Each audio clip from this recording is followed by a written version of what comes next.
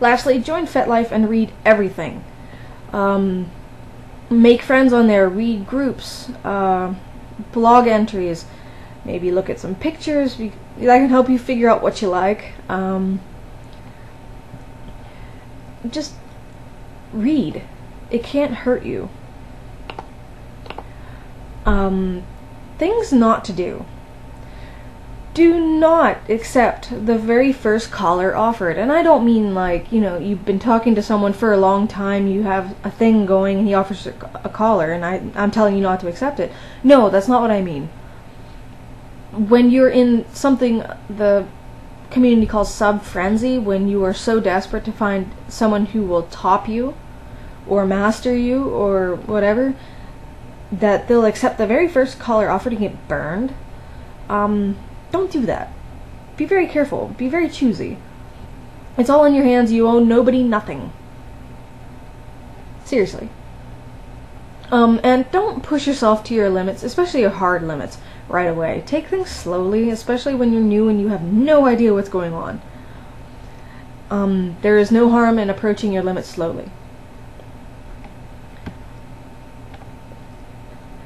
Now, people get on me about this.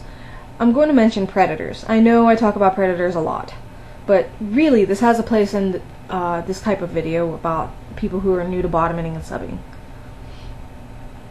Some people look for the new and desperate to manipulate.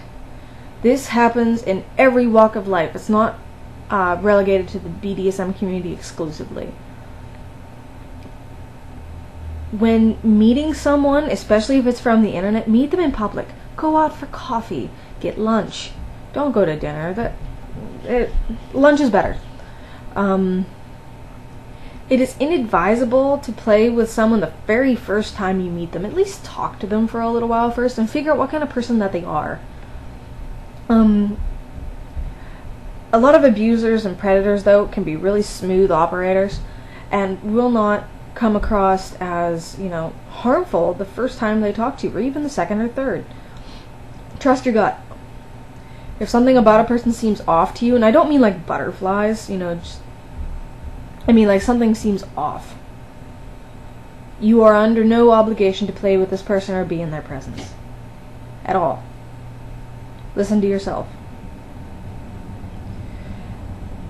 And do not accept the first caller that you are offered.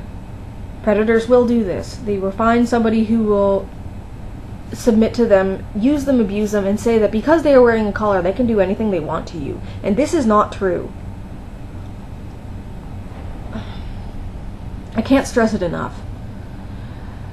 A BDSM relationship is still a relationship. Don't jump in head first. Somebody's going to get hurt, and hopefully it's not you. Or anybody, really, but hopefully nobody ends up, like, emotionally scarred or physically hurt or dead. Any decent dom will respect your boundaries if you communicate them to them. Be open with your lines of communication, and if they attempt to belittle you without your consent, or attempt to enforce their domination on you without your consent, run like hell, please, for the greater good. But back to bottoming. There are some really good resources, and I've mentioned FetLife already, but there are a couple books that I really do recommend. The first one is SM 101 by Jay Wiseman. Jay Wiseman is a respected figure in the BDSM community and has been for many years. His book is an invaluable resource, and it transcends generations.